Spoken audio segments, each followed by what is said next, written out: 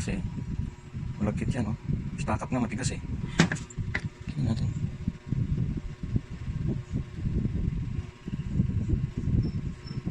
Okay. Tuyo. Tuyo na. Lagyan natin oil. Linisan natin to. Sige, linisin natin. Malinis na. Mga spacer natin. Screws. Washer. Oh. Yan. Mukha ng bago itong shop. Maputi na. Oh, likod. Oh, yung mga ano niya, bushing. Lalagyan na ng oil yan, oh. Basang-basa na, oh. Yung WD-40 na yan. Yan ang kailangan ginagawa dyan, oh. May foam yan doon sa loob. Doon i-stack yung oil.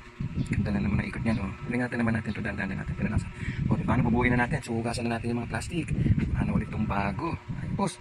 Yun na natin mag-rewiring. Ang lagkit na mga wire niya. Tapos, oh, paano? Check na natin. Linis na.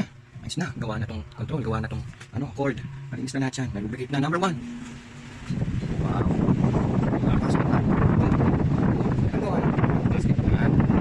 Number 3. Oh, testingin mo tong switch.